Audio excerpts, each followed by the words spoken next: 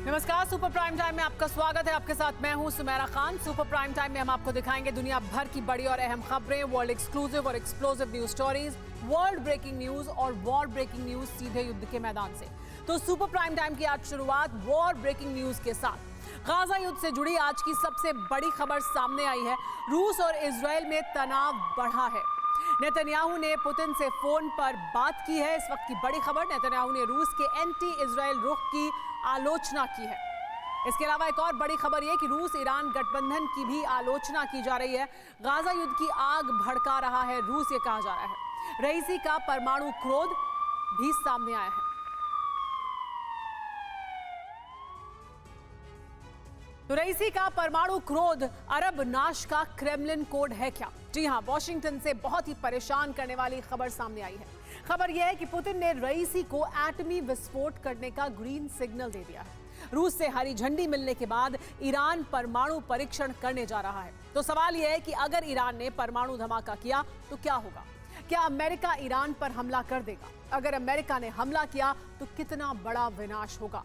Super prime time की पहली story में इन्हीं सवालों का एनालिसिस देखिए।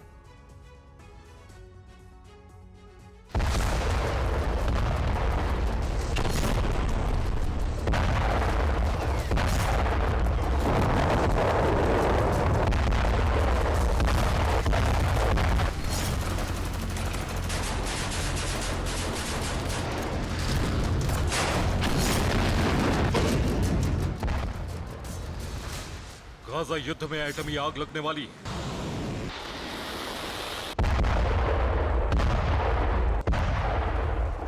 एटमी आग में मिडिल ईस्ट के साथ साथ पूरा अरब भस्म होने वाला है।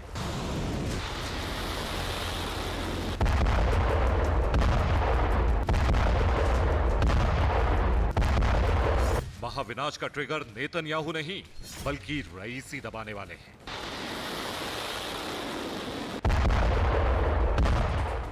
पुतिन ने ग्रीन सिग्नल दे दिया है। रईसी किसी भी पल महाप्रलय ला सकते हैं।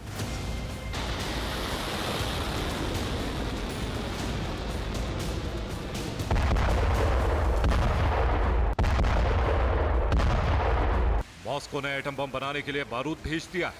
तेहरान किसी भी वक्त परमाणु विस्फोट कर सकता है।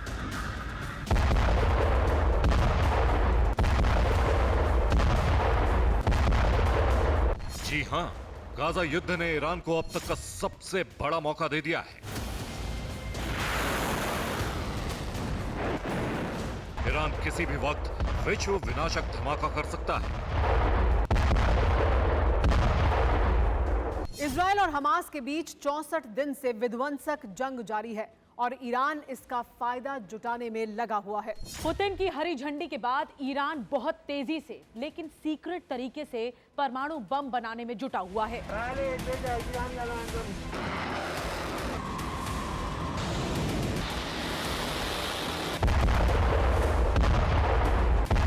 ईरान जल्द ही परमाणु विस्फोट करने जा रहा है।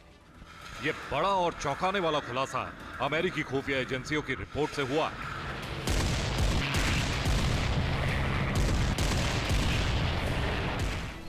अरब में एटमी धमाके का खाका पुतिन और रईसी ने मिलकर बनाया है।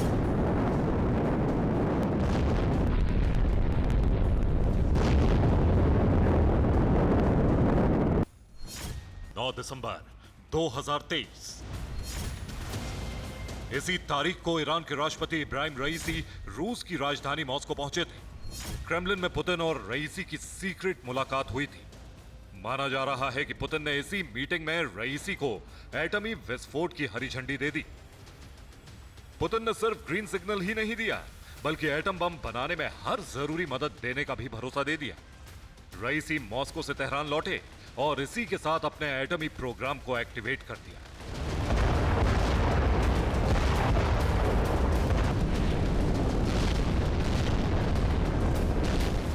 इंटरनेशनल एटॉमिक एनर्जी एजेंसी के मुताबिक तेहरान के पास केवल 12 दिनों में परमाणु हथियार बनाने के लिए पर्याप्त समृद्ध यूरेनियम है।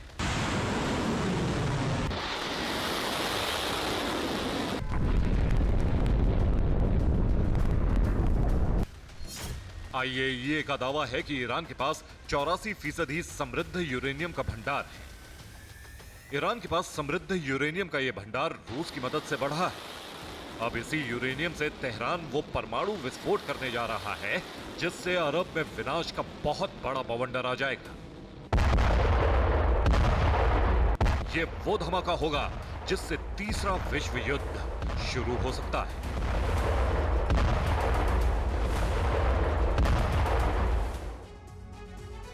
सवाल यही है कि ईरान के पास यूरेनियम का भंडार कितना है, वो इससे कितना एटमी बम बना सकता है।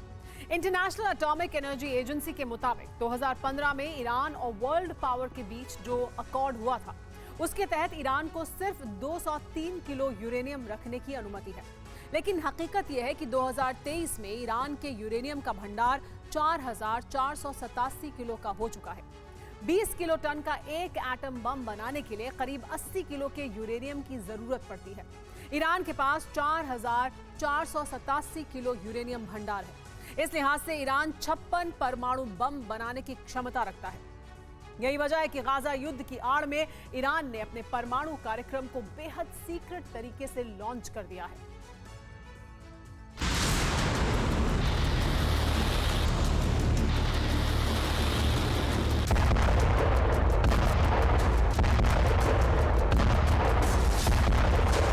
ईरान का परमाणु अभियान पुतिन और रईसी का जॉइंट मिशन है। यूक्रेन युद्ध में ईरान न सिर्फ रूस के साथ मजबूती से खड़ा रहा, बल्कि रूसी सेना को हमले के लिए घातक ड्रोन की सप्लाई करता रहा।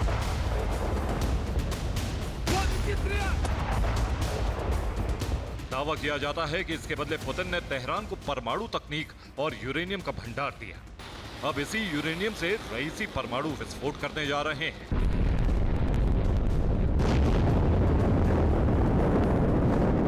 ईरान के विदेश मंत्री ने जो कुछ कहा है उससे साफ हो गया है कि ईरान बहुत ही जल्द न्यूक्लियर टेस्ट करने वाला है।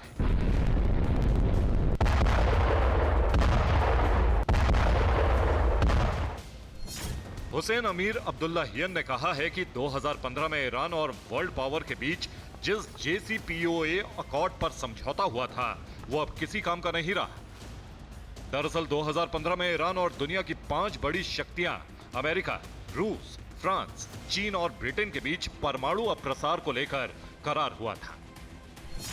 इसका नाम है joint comprehensive plan of action यानी JCPOA। इस समझौते के तहत ईरान ने न्यूक्लियर टेस्ट नहीं करने का वादा किया था, लेकिन अब ईरान ने इस अकॉर्ड को मानने से ही इनकार कर दिया है।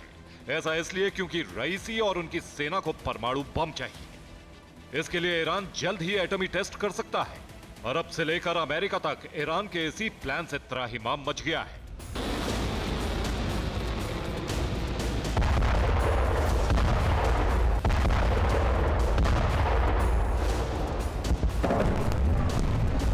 ईरान लगातार घातक और विनाशक मिसाइलें और ड्रोन बनाकर अपनी सैन्य ताकत को और बढ़ा रहा है और उसकी नुमाइश कर रहा है। जिस दिन ये रिपोर्ट आई कि तेहरान एटमी विस्फोट करने वाला है, ठीक उसी दिन ईरान ने एक और ड्रोन से पर्दा उठा दिया।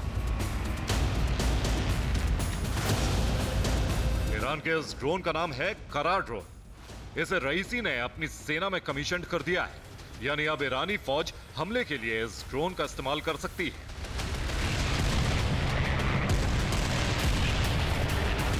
इसके बाद तेहरान परमाणु धमाका करने जा रहा है। सवाल यह है कि अगर बैन के बावजूद ईरान ने एटमी परीक्षण किया तो क्या होगा?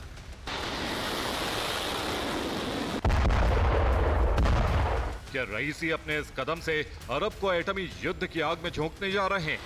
एटमी धमाके के बाद क्या सुपर पावर अमेरिका ईरान पर हमला कर देगा?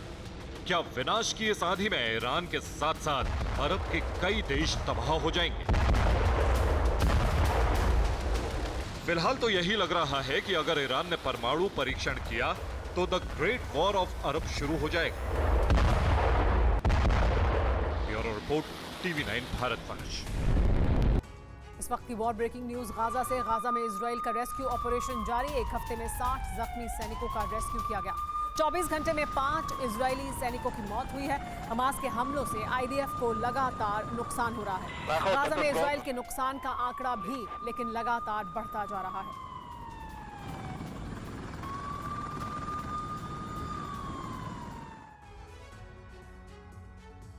अमेरिका इजराइल में करार हो चुका है। सीज फायर पर वीटो लग चुका है। इतना ही नहीं, अमेरिकी बारूद भी जल्द इजराइल की सरजमीन पर पहुंचने वाला है।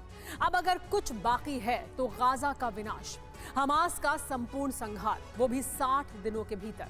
जी हां, यूएन की रिपोर्ट में दावा किया गया है कि अगले 60 दिन गाजा पर भारी पड़ने वाले हैं, क्योंकि यूनाइटेड नेशन में गाजा सीज फायर को लेकर जो प्रस्ताव जारी किया गया उस पर अमेरिका ने वीटो लगा दिया, जिसका मतलब गाजा में युद्ध विराम की संभावना खत्म और बारूदी कोहराम की आशंका पहले से ज्यादा बढ़ चुकी है। बस इसी के चलते बीते 24 घंटों में गाजा के भीतर प्रचंड विस्फोट हो रहा है।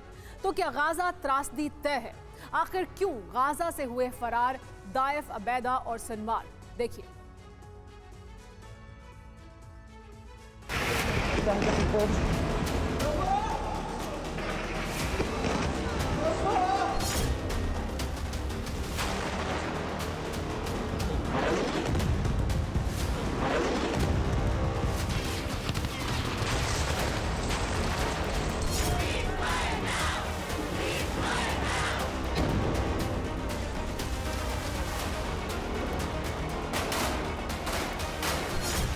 जमीन से लेकर पाताल तक हमास को जड़ से उखाड़ फेंकने की रणनीति युद्ध स्तर पर जारी है।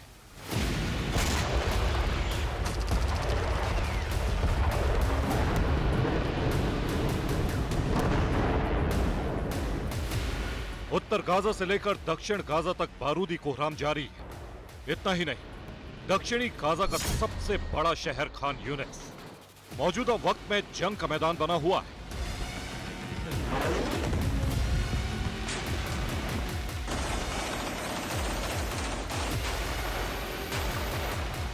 बेहद ही प्रचंड अंदाज में आईडीएफ खान यूनिस पर गोला बारूद बरसा रही है।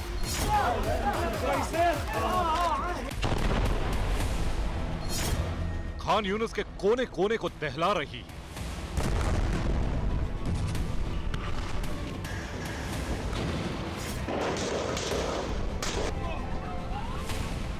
और शायद आईडीएफ के इसी एक्शन का नतीजा है कि बीते 24 घंटों में गाजा हमास की पनाहगाह नहीं बल्कि कब्रगाह बन चुका है।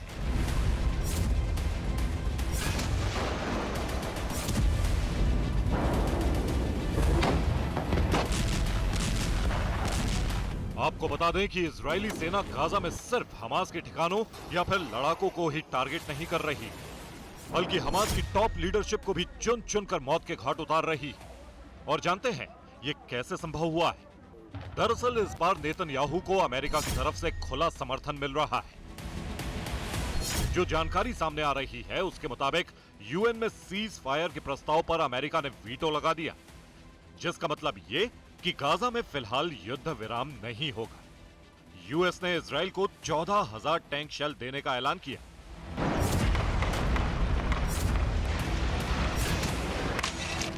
बाइडेन के खुले समर्थन से इजराइल की ताकत कई गुना बढ़ चुकी है। अब इजरायली सेना पहले से ज्यादा विध्वंसक और विस्फोटक अंदाज में हमास का खात्मा करने के लिए ताबड़तोड़ गोला बारूद दाग रही, जमीन से लेकर आसमान तक विनाश की वर्षा कर रही।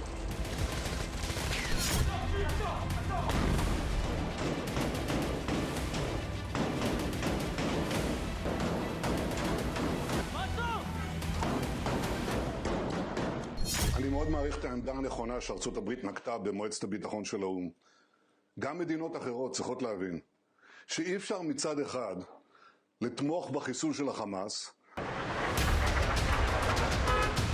बैटल ग्राउंड से यूनाइटेड नेशंस तक जिस तरह बाइडेन इजराइल के साथ खड़े हैं, उससे नेतन्याहू का हौसला बुलंद है।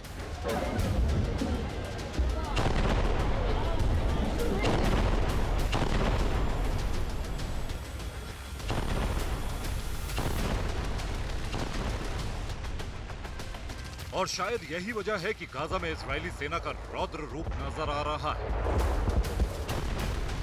आईडीएफ गाजा में अगर किसी इलाके को टारगेट कर रही है तो वो है खान यूनिस।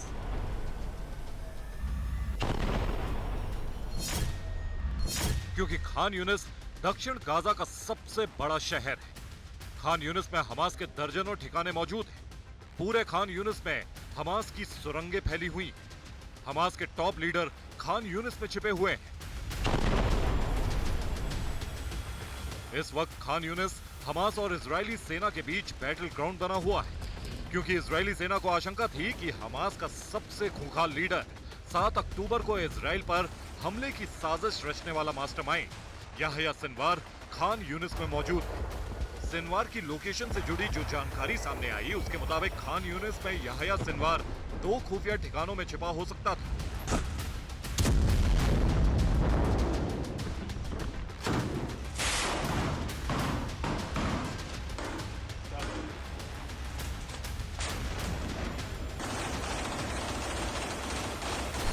मसलन पहला ठिकाना उत्तरी पश्चिमी खान यूनिस की गली नंबर 5, जहां याह्या सिनवार का पुश्तैनी घर मौजूद है।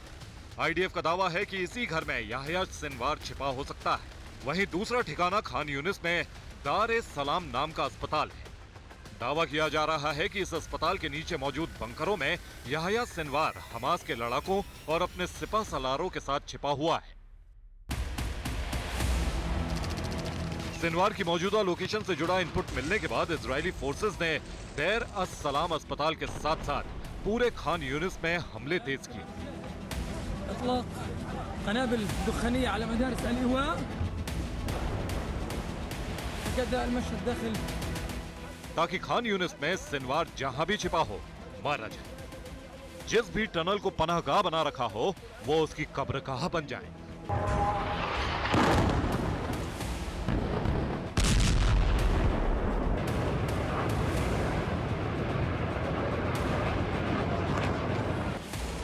मगर एक मीडिया रिपोर्ट्स में खुलासा किया गया है कि जिस अंदाज में आईडीएफ ने खान यूनिस पर प्रहार किया, उसके बाद खान यूनिस में मौजूद हमास की लीडरशिप का कलेजा कांप गया। दावा तो यहां तक किया जा रहा है कि हमास के नेता खान यूनिस ही क्या, वो तो गाजा तक छोड़कर भाग रहे हैं। और जानते हैं इन भगौड़ों की लिस्ट में कौन कौन शामिल है। Yahya Sinwar, Hamas operational commander Gaza. Mohammed Deif, प्रमुख हमास की मिलिट्री विंग। अबू अबेदा, प्रवक्ता अल कस्साम ब्रिगेड।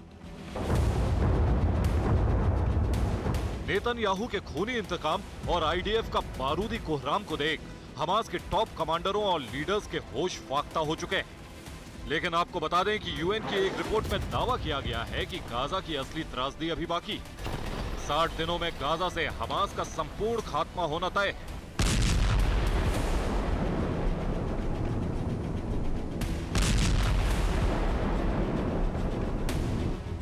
और इसकी वजह है इजराइल का नेक्स्ट वॉर प्लान। जी हां, गाजा में अगले 2 महीने तक भीषण ऑपरेशन चलेगा। शुरुआती 4 हफ्तों तक जमीन और हवा से प्रहार होगा। हमास के ठिकानों में घुसकर आईडीएफ के जवान हमला करेंगे। इजरायली सेना ने खान यूनिस को खाली करने का आदेश भी जारी कर दिया है, क्योंकि जैसे ही पलायन की डेडलाइन खत्म होगी, गाजा पर जमीन और आसमान से बारूदी प्रहार शुरू हो जाएगा।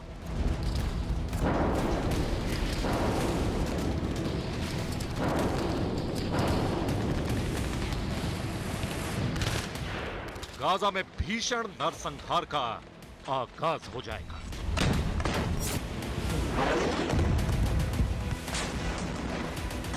Bureau report, TV9 Bharatvarsh.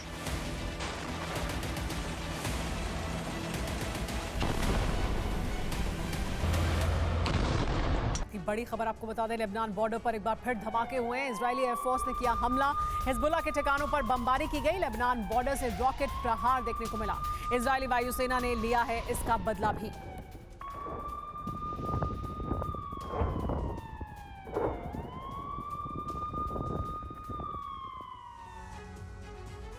उत्तर से लेकर दक्षिण गाजा तक इजराइल ने जगह जगह अपने सैनिकों को तैनात कर दिया है। चप्पे चप्पे की तलाशी ली जा रही है। हमास के एक एक लड़ाके को खत्म करने के लिए गलियों में तलाशी अभियान चल रहा है। हमास के लड़ाकों और इजरायली फौज के बीच कई जगहों पर आमने सामने की जंग हो रही है। स्कूल से लेकर रिहायशी इलाकों तक में हमास के अड्डे होने के कई सबूत मिले हैं। इजराइल को भी नुकसान उठाना पड़ रहा है, लेकिन हमास के लड़ाकों को घेर कर मारने का मिशन अभी जारी है।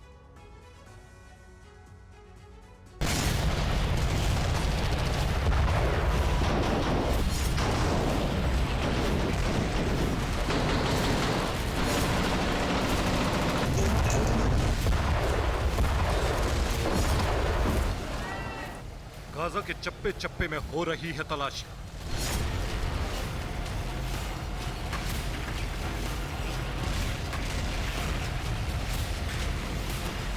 टैंकों के साथ गली गली घूम रही है इजरायली फोर्स।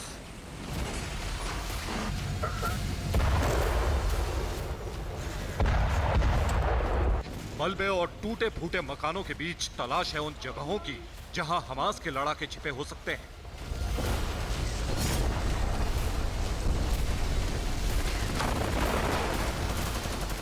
जहां भी शक होता है गोलीबारी शुरू हो जाती है।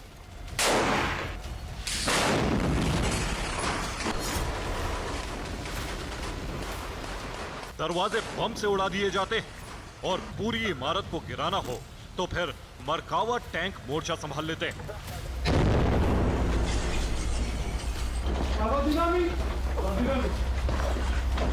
जबालिया कैंप में ग्राउंड ऑपरेशन का वीडियो जाहिर कर रहा है कि इन दिनों इजरायली सेना और हमास के लड़ाकों के बीच किस कदर स्ट्रीट फाइट चल रही है।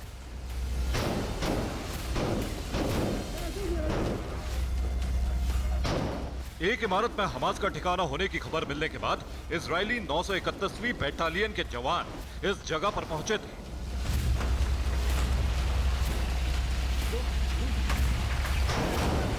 सेना को देखते ही जबरदस्त गोलीबारी शुरू हो गई।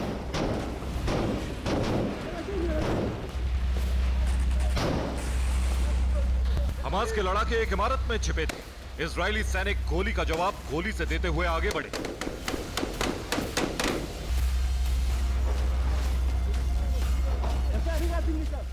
जबरदस्त फायरिंग के बीच सेना के जवान हमास के ठिकाने तक पहुंचने में कामयाब हुए और हमास के लड़ाके ठिकाने लगा दिए गए।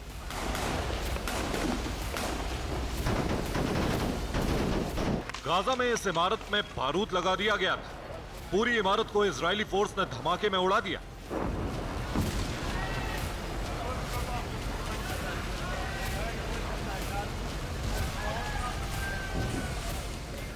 इस धमाके से पहले जो हुआ उसे देखकर आपको हैरानी होगी। מקדיש את הפיצוץ הזה לבת שלי הנסיכה אלה ליום הולדת היום, היא בת שנתיים, מתגעגע। इस इजरायली सैनिक ने यह संदेश अपने परिवार के लिए भेजा है। धमाके से पहले इसने कमांडर्स से गाजा की एक इमारत को उड़ाने की परमिशन ली और फिर धमाका करके अपनी बेटी को तोहफा भेजा।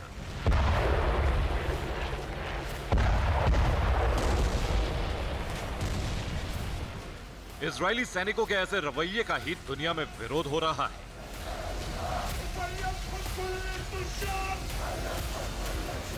इससे पहले यूनिवर्सिटी में धमाके के बाद इजरायली सेना के जवान नाचते गाते नजर आए थे।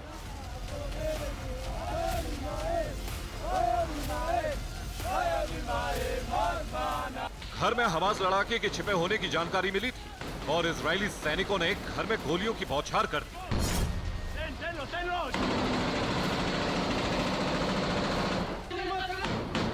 अंदर से कोई आवाज नहीं आई तो ग्रेनेड फेंक दिए गए।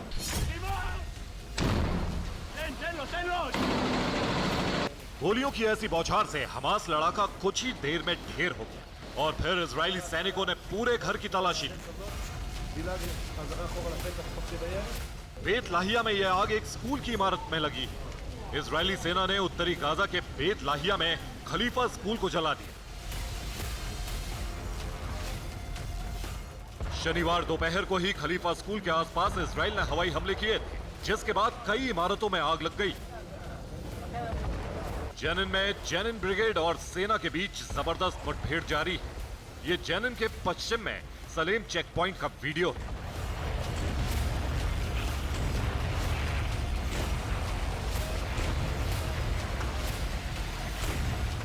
यहां इजरायली फोर्स पर कई बार रॉकेट से हमले किए गए। गाजा में हमास के अल-कस्साम ब्रिगेड ने दावा किया है कि इजरायली सेना को एक बार फिर नुकसान पहुंचाया गया है। इजराइल ने 5 सैनिकों की मौत होने की बात मानी है। एक मरकावा टैंक को नष्ट करने का दावा किया गया। 2 बख्तरबंद गाड़ियों पर भी हमला किया गया। इजराइल के एक स्नाइपर को भी ढेर कर दिया गया। तलाशी के दौरान ही हमास के एक कमांड सेंटर तक पहुंचने में कामयाबी मिली।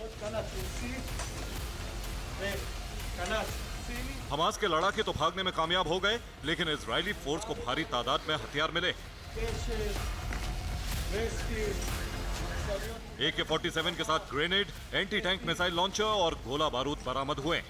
गाजा में इजरायली सेना के लगातार प्रहार के बीच हमास ने फिर वीडियो जारी किया है।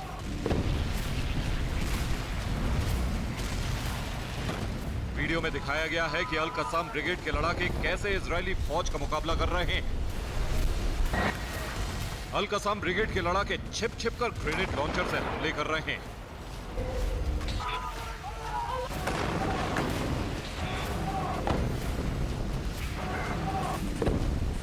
गाजा में घुस चुकी इजरायली फोर्स के पास तबाही का हर सामान मौजूद है। जहां से हमले का खतरा होता है, वहां टैंक से गोलाबारी होती है। हमास के ठिकानों पर बुलडोजर चलाया जाता है। गलियों में सर्च अभियान चल रहा है। जहां शक होता है, वहां दीवारें गिरा दी जाती है। इजराइल की सेना इस वक्त खान यूनिस में सबसे बड़ा ऑपरेशन चला रही, लेकिन इस इलाके में हमास के लड़ाके लगातार हमला कर रहे हैं, जिसकी वजह से सेना आगे नहीं बढ़ पा रही। खान यूनिस तक मदद ना पहुंचे और खान यूनिस से कोई लड़ाका भाग ना सके, इसलिए राफा बॉर्डर से इस इलाके का संपर्क पूरी तरह काटा जा रहा है। जबालिया कैंप पर जबरदस्त हवाई हमले के बाद अब ग्राउंड ऑपरेशन तेज कर दिया गया है।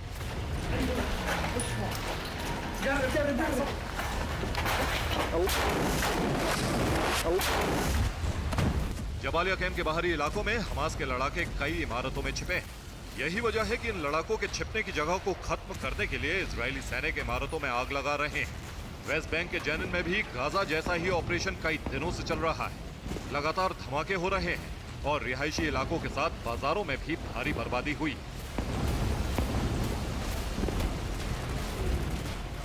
जेनिन की तस्वीरों को देखकर लगता है कि यह भी गाजा का ही कोई इलाका है। यहां भी हर तरफ मलबा और टूटे हुए मकान नजर आते हैं। खान यूनिस में बड़ी बड़ी इमारतों को भी टारगेट किया जा रहा है, ताकि सिनेवार और हमास के लड़ाकों के लिए कोई भी सेफ जोन ना रहे। भारी गोलीबारी के बीच इजरायली फोर्स की भारी तैनाती हर इलाके में हो चुकी। यही वजह है कि अब हमास लड़ाकों को घेरने में आसानी हो रही है। Bureau report, TV9 Bharatvarsh. आगे बढ़ने से पहले इस वक्त की बड़ी खबर, गाजा में आर्टिलरी कोर की तैनाती की गई है। इजराइल ने M109 हॉवित्जर भी भेजा है। गाजा में अब जमीन से भारी गोलाबारी की जाएगी।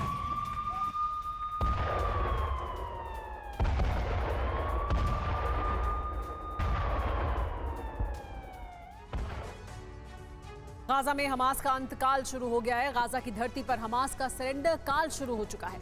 पिछले 3 दिनों में हमास के 500 से ज्यादा लड़ाके सरेंडर कर चुके हैं। इजराइल ने ऐलान किया है कि सरेंडर की संख्या लगातार बढ़ रही है। तो सवाल यह है कि क्या IDF के ग्राउंड ऑपरेशन से हमास की कमर टूट गई है? क्या हमास का अंत निकट है? क्या नेतन्याहू और उनकी सेना का वो प्रण पूरा होने वाला है जो उन्होंने 7 अक्टूबर के हमास आक्रमण के बाद लिया था?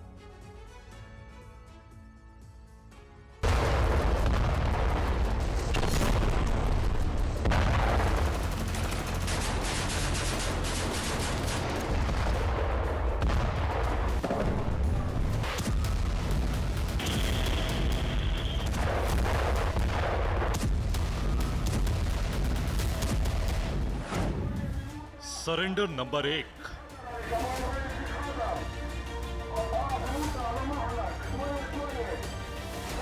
Surrender number 2।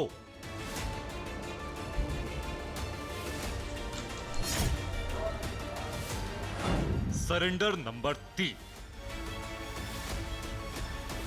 लगातार 3 दिन से गाजा की धरती से ऐसी ही तस्वीरें आ रही हैं।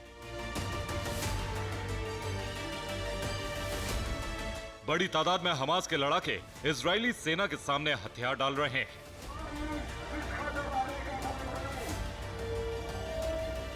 सवाल यह है कि आखिर हमास आत्मसमर्पण पर मजबूर क्यों हुआ? हमास के सैकड़ों लड़ाके हथियार क्यों डाल रहे हैं? इन सवालों का जवाब है ग्राउंड ऑपरेशन की ये तस्वीरें।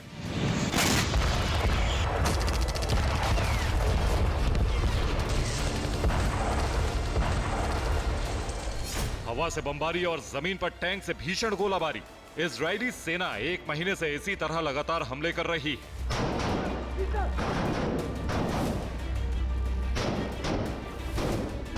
इजरायली सेना हमास के ठिकाने, हथियार गोदाम, सुरंगों को तबाह कर रही है।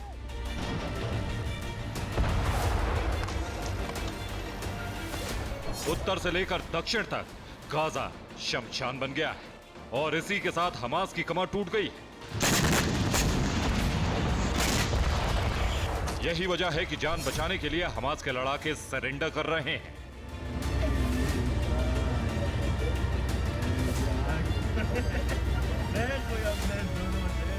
तीन दिनों के अंदर हमास के करीब 500 लड़ाके सरेंडर कर चुके हैं।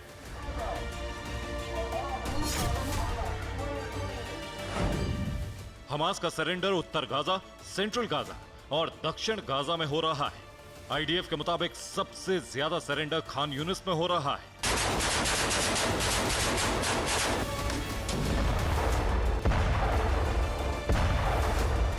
हमास के लड़ाके हथियार इसलिए डाल रहे हैं क्योंकि आईडीएफ उन्हें मौत के घाट उतार रही है। इसके साथ ही बड़े पैमाने पर गिरफ्तारियां भी हो रही हैं।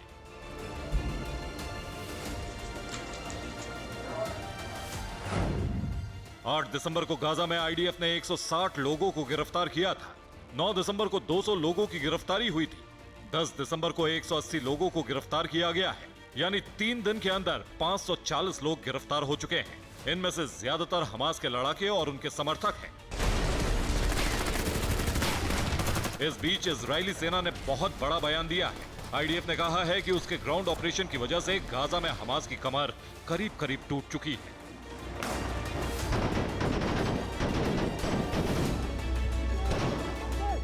अब हमास का अंत निकट है। सरेंडर और गिरफ्तारी का आंकड़ा, आत्मसमर्पण का यह वीडियो तो यही ऐलान कर रहा है कि गाजा में नेतन्याहू का प्रण पूरा होने वाला है। हमास का वजूद मिटने वाला है।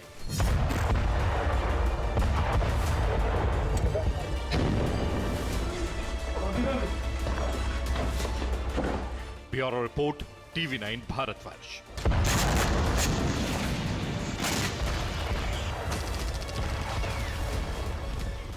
युद्ध के मैदान से इस वक्त बड़ी खबर ये आ रही है कि इमारतों में आईडीएफ ने अपना मोर्चा बनाया है। इमारतों की खिड़कियों से फायरिंग की जा रही है। गलियों में पहुंचा है इजराइल का टैंक। हमास से अब आमने सामने की जंग हो रही है।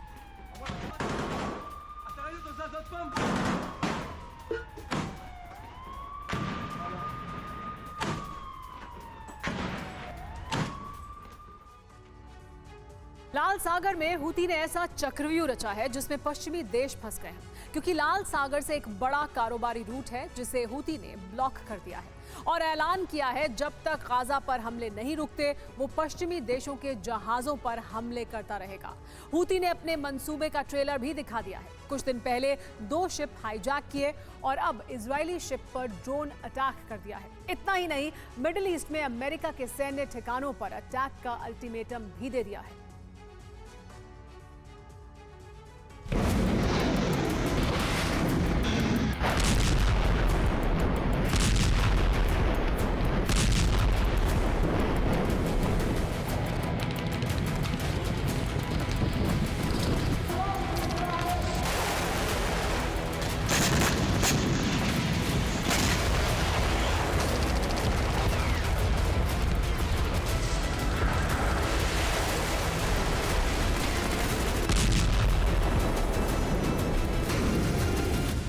लाल सागर धधक रहा है। हूती ने विध्वंसक हुंकार भरी।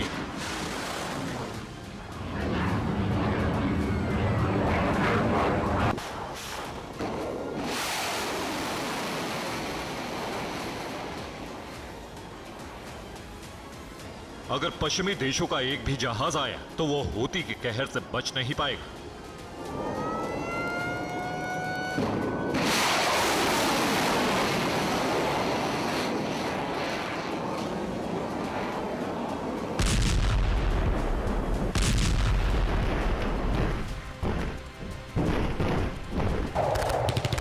यानी लाल सागर महायुद्ध का एपिसेंटर बनने जा रहा है और इसका ट्रेलर हूती ने दिखा दिया है।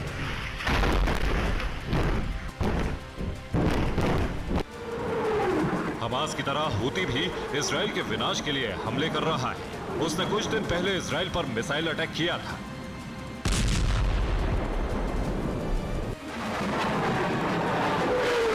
तब यमन से हमले किए गए। अब फिर से ड्रोन स्ट्राइक की गई, जिसे फ्रांस की नेवी ने इंटरसेप्ट किया। एक दिन पहले 2 ड्रोन यमन की तरफ से लाल सागर में दागे गए।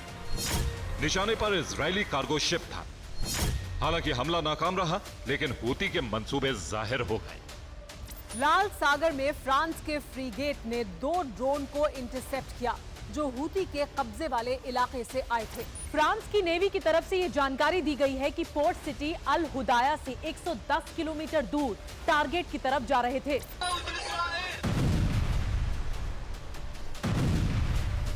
पहला ड्रोन अटैक रात करीब 10:30 बजे हुआ, जबकि उसके 2 घंटे के बाद दूसरा ड्रोन दागा गया, जिसके कुछ देर बाद हूती की तरफ से धमकी दी। लाल सागर में पश्चिमी देशों का आना पूरी तरह से प्रतिबंधित है। हम हर जहाज को रोकेंगे और उसे तबाह कर देंगे।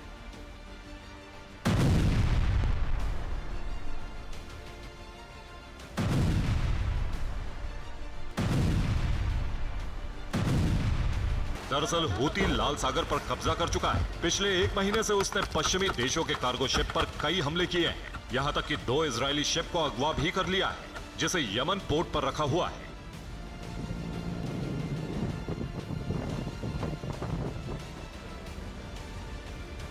हूती का साफ कहना है कि वो सिर्फ राहत सामग्री लेकर आ रहे जहाजों को छोड़ेगा, बाकी किसी को नहीं बख्शेगा। खास बात यह कि इसमें यमन आर्म फोर्स भी उसके साथ है।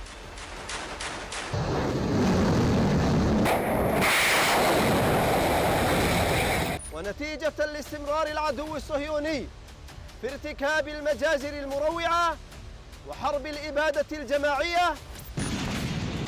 दरअसल हूती चाहता है कि गाजा पर हमले तुरंत बंद किए जाएं। अगर नहीं तो इजराइल को लाल सागर में भी जंग लड़ने के लिए तैयार रहना होगा। और ये हमले उन ठिकानों से होंगे जिन्हें हूती ने लाल सागर में कुछ वक्त पहले ही बनाया है। शेबा इंटेलिजेंस की रिपोर्ट से खुलासा हुआ है कि लाल सागर में हूती ने बड़ी तैयारी इसी साल जून के महीने से ही शुरू कर दी थी। लाल सागर में यमन के पास पड़ने वाले कामरान आइलैंड पर हूती ने मिलिट्री बेस बना लिया, जिस पर 2 रडार लगाए, जिससे शिप की लोकेशन जान सके। साथ ही शिप पर हमले के लिए कॉम्बैट बोट और सी ड्रोन तैनात कर दिए। कामरान से कुछ दूरी पर अंतुफाश आइलैंड पर एक और मिलिट्री बेस बनाया, जहां मिसाइल और ड्रोन लॉन्च पैड तैयार किए। पिछले 24 घंटे में इसी बेस से शिप पर अटैक किए गए। इसके बाद यमन की जमीन पर हूती ने अल लुहाया बेस बनाया, जहां हूती लड़ाकों का ट्रेनिंग सेंटर तैयार किया। इसी तरह यमन के अल सलीफ पोर्ट को हूती ने अपने कंट्रोल में लिया। इसी पोर्ट पर हूती ने हाईजैक किए शिप रखे हुए हैं। यानी हूती एक आर्म्ड फोर्स की तरह काम कर रहा है, जिसने लाल सागर में नाकाबंदी कर ली है। हमास की तरह हूती के पीछे भी ईरान है, जो लगातार हूती को पर्दे के पीछे से हथियार मुहैया करवा रहा है। यानी हूती को गंभीरता से नहीं लेना पश्चिमी देशों के लिए बड़ी मुसीबत बन सकता है, क्योंकि हूती न सिर्फ कार्गो शिप पर हमले कर रहा है, बल्कि इजराइल में घुसकर हमास जैसे हमले की भी धमकी दे रहा है, जिस पर नेतन्याहू की तरफ से पलटवार किया गया है। अगर अमेरिका इस मामले में एक्शन नहीं लेता है तो इजराइल हूती के लड़ाकों को चुन चुन कर मारेगा, ठीक वैसे ही जैसे हमास के लड़ाकों पर बम गिराए जा रहे हैं। हूती इस बात को समझ चुका है, इसलिए उसने लाल सागर में घेराबंदी कर ली। इसके अलावा उसने लाल सागर में बारूदी माइंस बिछा दी। यानी अगर अमेरिका अपनी फ्लीट लाल सागर में भेजता है तो बारूदी माइंस फट जाएंगी और अमेरिका के शिप डूब जाएंगे।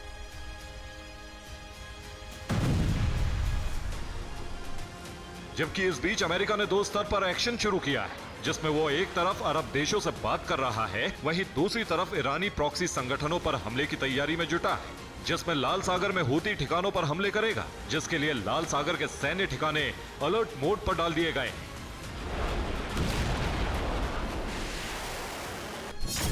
जॉर्डन में उसके 2 बेस हैं, जहां 3000 सैनिक हैं, जबकि सऊदी अरब में 5 बेस 3000 सैनिकों की तैनाती है, जबकि बहरीन में 3 बेस हैं, जहां 7000 सैनिक तैनात हैं। इसी तरह कतर में एक बेस है जहां 13000 सैनिक हैं, जबकि यूएई में 3 बेस पर 5000 सैनिक हैं। इसी तरह ओमान में 6 बेस और 600 सैनिक हैं। कुल मिलाकर लाल सागर पर हूती को कंट्रोल करने के लिए अमेरिका के 30,000 से ज्यादा सैनिक तैयार हैं। यानी अमेरिका मिडिल ईस्ट में अपना दबदबा कायम रखने के लिए किसी भी हद तक जा सकता है, चाहे उसे ईरान से भी क्यों ना टकराना पड़े, क्योंकि अब बात अमेरिका के वर्चस्व की है। Bureau report, TV9 Bharatvarsh. 7 अक्टूबर को इजराइल में म्यूजिकल फेस्टिवल था। उसी दौरान हमास के लड़ाकों ने इजराइल पर हमला किया और 1200 से ज्यादा लोगों को मौत के घाट उतार दिया। 250 से ज्यादा लोगों को बंधक बना लिया। और आप ये जानकर हैरान रह जाएंगे कि बीती रात इजराइल में फिर 7 अक्टूबर जैसा हमला हुआ, लेकिन जमीन से नहीं बल्कि आसमान से। जी हां, इजराइल पर ताबड़तोड़ अंदाज में रॉकेट दागे गए, वो भी डबल फ्रंट से। जानते हैं क्यों? हनुका त्योहार के चलते। देखिए इस रिपोर्ट में।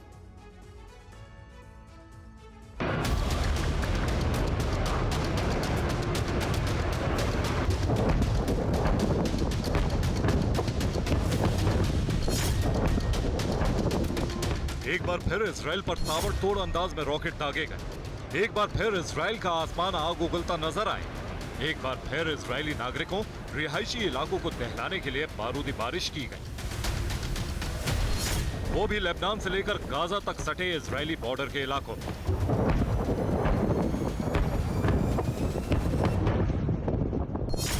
युद्ध के 62वें दिन इजराइल के सरहदी इलाकों में सिलसिलेवार अंदाज में हमला किया गया।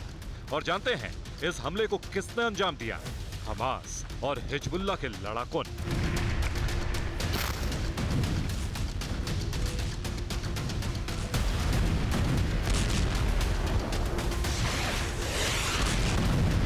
हमास और हिजबुल्लाह ने पुख्ता प्लानिंग के साथ इजराइल पर हमला किया, ठीक वैसे ही जिस तरह 7 अक्टूबर को हुआ था।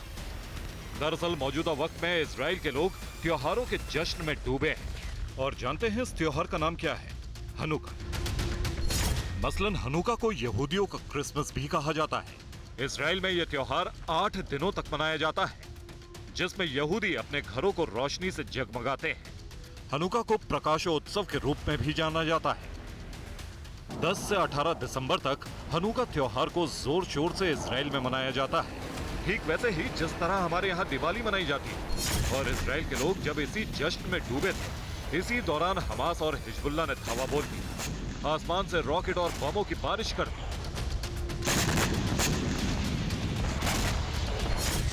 मतलब ये कि जिस तरह 7 अक्टूबर को इजराइल के लोग म्यूजिक फेस्टिवल के जश्न में डूबे थे, उसी दौरान हमास के लड़ाकों ने इजराइल में घुसकर हमला किया और 1200 से ज्यादा लोगों को मौत के घाट उतारा।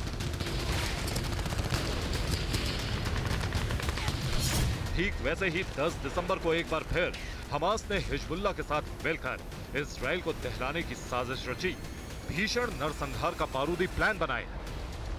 हालांकि इजरायली सेना ने अपने डिफेंस सिस्टम के चलते कई हमलों को नाकाम भी किया, मगर इस हमले में काफी नुकसान की भी आशंका जताई जा रही है।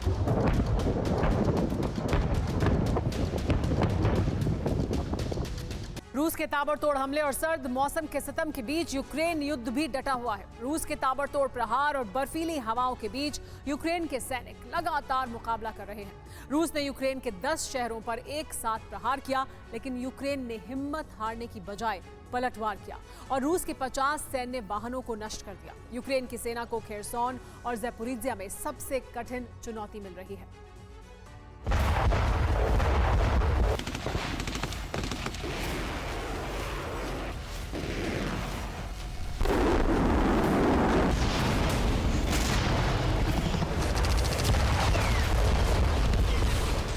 अलर्ट का सायरन गूंजा, धमाकों से दहशत मची।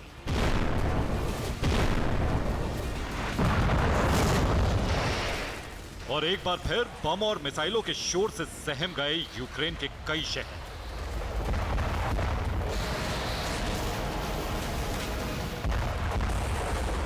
यूक्रेन पर रूस का जबरदस्त प्रहार जारी है। शुक्रवार को रूस ने यूक्रेन के 10 इलाकों को टारगेट किया। सबसे भयंकर जंग इस वक्त खेरसोन से 30 किलोमीटर दूर निप्रो नदी के किनारे पर चल रही है। रूस की सेना यहाँ के क्रिंकी इलाके से यूक्रेनी फौज को पीछे धकेलने के लिए पूरी ताकत लगा दी। रिपोर्ट के मुताबिक नीपर नदी के किनारे यूक्रेन फौज बड़ी तादाद में जमा है।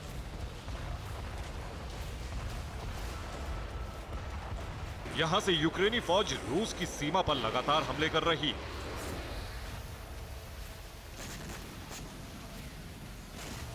अब रूस ने आर्टिलरी से इस यूक्रेनी ठिकाने पर तबाही मचा दी। रूस की सेना के मुताबिक यूक्रेनी फौज क्रिनिक से आगे बढ़ने की कोशिश कर रही। धुएं के गुब्बार को देखकर अंदाजा लगाया जा सकता है कि हमला कितना बड़ा होगा। खेरसोन के हेनिचस्क इलाके में भयंकर आग लगी।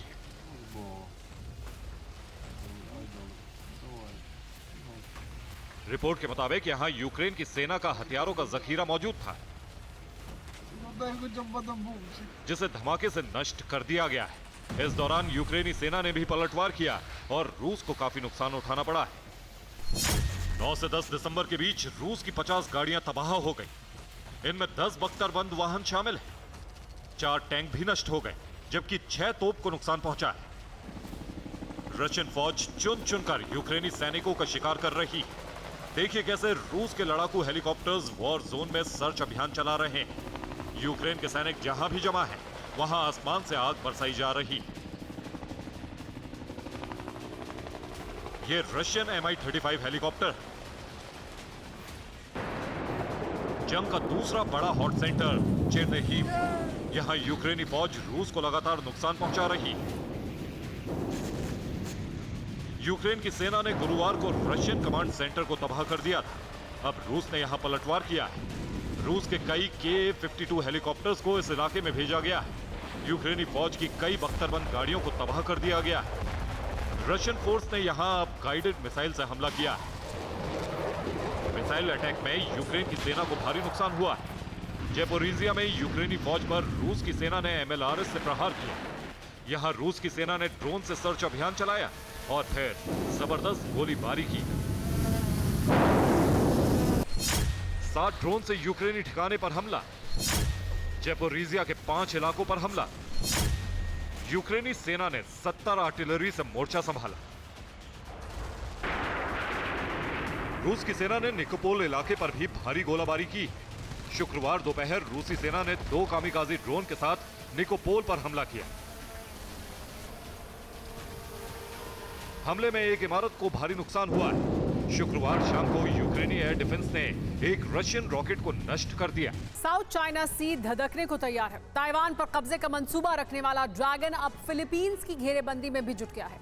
चीन की घुसपैठ रोकने के लिए फिलीपींस ने कोस्ट गार्ड स्टेशन बनाया, जिससे ड्रैगन इतना बौखला गया कि फिलीपींस की घेराबंदी के लिए 100 से ज्यादा बोट लगा दी और फिलीपींस के कोस्ट गार्ड शिप पर हमला कर दिया।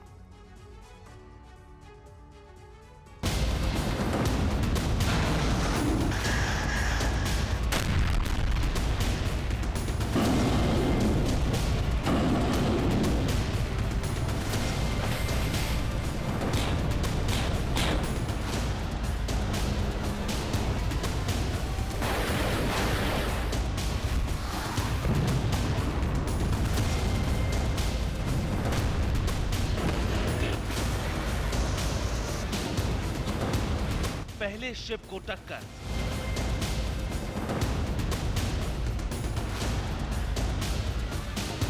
फिर वाटर कैनन से प्रहार।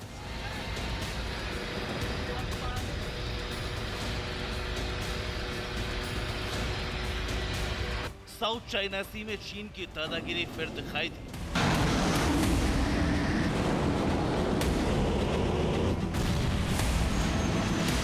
इस बार चीन के टारगेट पर फिलीपींस था और हालात ऐसे थे कि चीन के कोस्ट गार्ड शिप ने फिलीपींस के जहाजों पर हमला किया।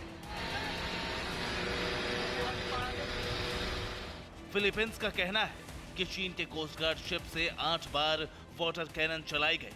फिलीपींस की बोट को निशाना बनाया गया। फिलीपींस की समुद्री सीमा में घुसकर हमला किया। इससे पहले फिलीपींस के जहाजों की घेराबंदी की गई। दरअसल चीन साउथ चाइना सी में फिलीपींस के कोस्ट गार्ड स्टेशन बनाए जाने से आग बबूला है, जबकि फिलीपींस ने अपने समुद्री सीमा में कोस्ट गार्ड स्टेशन बनाया है।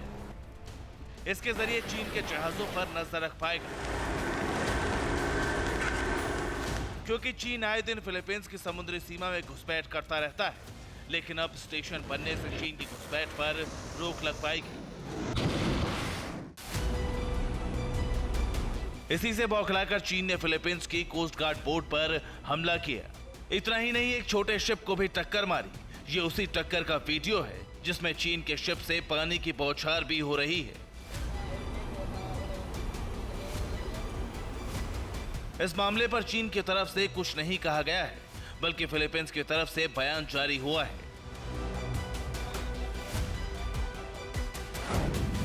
चीन के कोस्ट गार्ड ने हमारे जहाजों पर पानी की बौछार की और टक्कर मारी। चीन अवैध तरीके से हमारी सीमा में घुस रहा था, विरोध करने पर हमलावर हो गया। हालांकि इस तरह की हरकत चीन की पहली दफा नहीं है। इससे पहले भी वो फिलीपींस को धमकाने के लिए समुद्री सीमा में घुसता रहा है, जबकि फिलीपींस भी जवाब देता रहा है, क्योंकि फिलीपींस को अमेरिका का साथ मिला हुआ है।